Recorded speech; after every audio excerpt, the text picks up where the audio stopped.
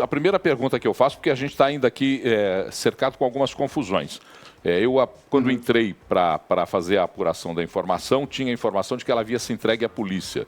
Mas Luiz Fernando Rocha vem até aqui com uma nota do Ministério da Justiça dizendo que ela foi sim presa pela polícia italiana. Como é que são esses casos de prisão? Ela alega dupla cidadania. O que faz agora a justiça brasileira? Que acordos são esses? Como é que funciona tudo isso, doutor? Paulo, o termo correto nem é prisão, né? Porque não existe mandado de prisão para ela expedido e que valha em outro país. Né? Mandado de prisão aqui ele valeria em território nacional. O que aconteceu é que ela estava na difusão vermelha da Interpol e a Itália e o Brasil fazem parte dessa rede e exatamente por isso existe um mandado de captura dela para que o país onde supostamente ela esteja capture essa pessoa e abra um processo de extradição dela.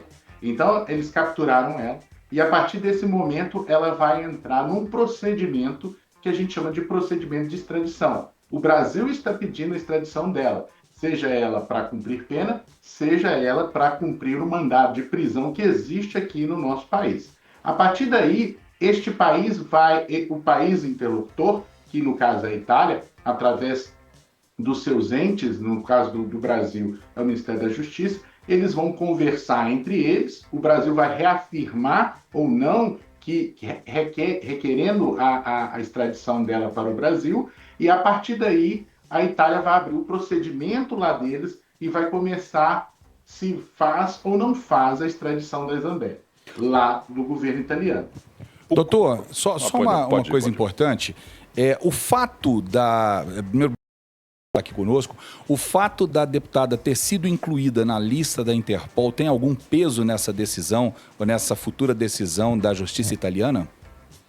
Não.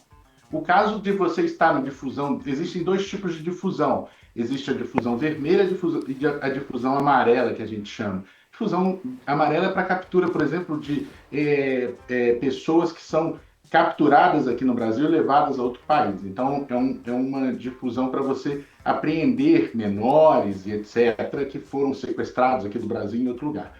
A difusão vermelha, que a gente chama, é um mandado de captura estritamente para o cumprimento da evolução. Até por isso, nesse prazo de 2 dias, que você muito bem falou, ela pode, por exemplo, a justiça italiana falar que ela pode responder ao processo em liberdade lá. Esse processo de extradição, ela poderá ficar em casa enquanto a Itália decide se extradita ou não extradita ela. Isso vai depender da justiça italiana, dos requisitos que ela vai demonstrar lá. Devem pedir para ela alguma garantia que ela não vai sair do solo italiano enquanto ela responde esse procedimento de extradição, e a partir daí ela vai ou não ser extraditada para o Brasil, conforme acordo da Itália com o Brasil. Doutor Eduardo, o fato dela ser uma cidadã italiana, o que é que isso faz para retardar, agilizar, facilitar ou dificultar o processo de extradição dela para o Brasil? Bom, nestes casos, o Brasil, por exemplo, não se extradita, né? O Brasil não se extradita o seu nacional. A gente fala muitas vezes, a gente fala em dupla cidadania, né, no Brasil. O Brasil, existem alguns requisitos da dupla cidadania. No caso da italiana, você pode ter a brasileira e a italiana, é um dos poucos casos, porque a regra geral é que o Brasil não tem dupla cidadania. Ou você é cidadão brasileiro ou você não é cidadão brasileiro. Esse caso é muito interessante, que teve até um caso de uma brasileira que se naturalizou americana e lá nos Estados Unidos ela cometeu um crime e fugiu para o Brasil para falar que ela era brasileira. E o nosso Supremo Tribunal Federal falou, não, você fez a sua escolha da cidadania, você não tem essa, você perdeu a nossa cidadania nata brasileira porque você fez a escolha de outra. E aí a gente vai ter que ver que se a Itália vai aceitar essa cidadania dela para termos de proteção. Caso a Itália aceite essa questão de proteção, a gente pode acontecer a mesma coisa, por exemplo, que aconteceu com o Robinho, exatamente entre Itália e Brasil. Ao invés de extraditar, a Itália vai fazer com que ela cumpra a pena lá em solo americano, através de um acordo entre as partes, que no caso é a autoridade central do Brasil, com o governo italiano. E os procedimentos, então, agora serão todos eles conduzidos pela justiça italiana, é isso? Todo o procedimento inicial é conduzido pela justiça italiana e só depois, então, de acertada a sua situação na Itália que se começa o outro processo. Exatamente. E quando a justiça italiana vai verificar se ela vai ser extraditada ou não, se ela volta para o Brasil ou não. Se ela não voltar para o Brasil, se a justiça italiana falar para o Brasil, olha, nós não vamos extraditar ela por causa disso, disso. Existem diversos requisitos e eles são lineares para cada país. Por exemplo, o Brasil não extradita uma pessoa que esteja para cumprir pena perpétua ou de morte. O Brasil não vai extraditar essa pessoa. A não ser que este país faça um acordo com o Brasil e fale, não, então a gente não vai aplicar a pena perpétua ou a pena de morte. Aí o Brasil, através desse acordo, remete para lá. Aqui deve acontecer esse tipo de negociação. Muito embora essa negociação não é feita pelo Supremo Tribunal Federal, é feita pela autoridade central, que no caso está ligada ao Ministério da Justiça. Eles que vão relativizar e verificar se existem e negociar essa extradição com o governo italiano, assim como aconteceu no caso do Robinho. Doutor, uma última questão que eu acho importante a gente entender é, nos últimos dias, a própria ex-deputada ou deputada afastada deu declarações de que ela seria uma espécie de procurada política, que ela sofre perseguição política. Como cidadã brasileira, no caso, ela pode pedir, ou como cidadã italiana, ela pode pedir asilo dentro da Itália? Ela pode pedir asilo político? Isso é uma realidade? Isso pode acontecer? Pode. Sem problema algum. O asilo político é um direito tá dentro da Carta das Nações Unidas.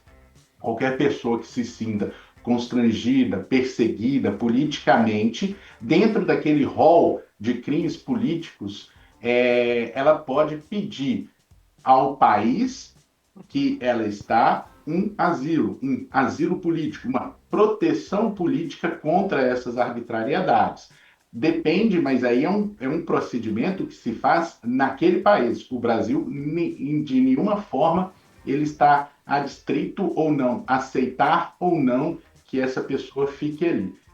As questões de asilo são muito complicadas, porque mesmo a pessoa exilada, né, aquela pessoa que sai da sua terra, e a gente não tem esse tipo de pena de exílio, e a gente pode, né, a gente não pode mandar um nacional para fora, retirar dele os solos dele. A questão é que, mesmo essa pessoa que está pedindo um asilo político, o que acontece?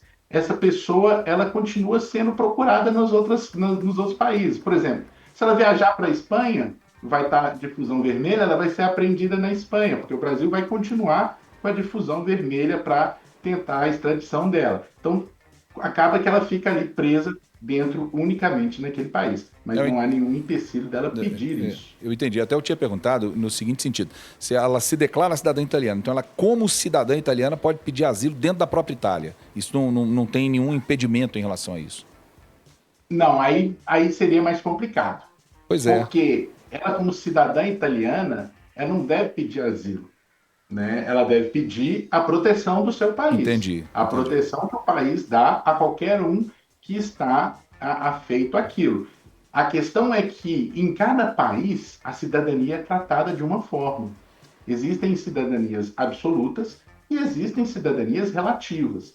Dentre isso, quem vai decidir qual é o tipo de cidadania que a Carla Zambelli tem, e até mesmo a capacidade que se pode ter, que o país pode tirar a cidadania dela, que pode acontecer, porque não é uma cidadania dentro da lei italiana, não é perpétua, e aí ela pode perder a cidadania lá e continuar, e não perder a brasileira, que a brasileira dela é nata, até porque ela é deputada.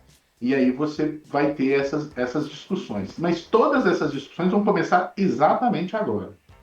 Agradecer o deputado Eduardo Milhomens, que esteve conosco. Advogado. Advogado, deputado, não, desculpa, eu estou confundindo o senhor, por favor, não brinque comigo, doutor, por favor. Ainda bem que eu estou aqui para te ajudar, Paulo. Ainda bem, advogado Eduardo, isso. meu homem, depois de um dia inteiro de trabalho, a gente faz uma confusão enorme. Mas, doutor, te agradecer muito obrigado. Foi assim, correndo esse nosso contato. Foi em cima da hora mesmo, vale o agradecimento, viu? Muito obrigado. E é bom que nós saibamos aí dessa sua disponibilidade para estar conosco. Foi um prazer conversar com você, uma ótima noite. Ô Paulo, eu que agradeço, sempre disponível, sempre que eu puder. Muito obrigado, eu fico muito feliz de estar aqui com vocês. Muito obrigado. Grande abraço, obrigado.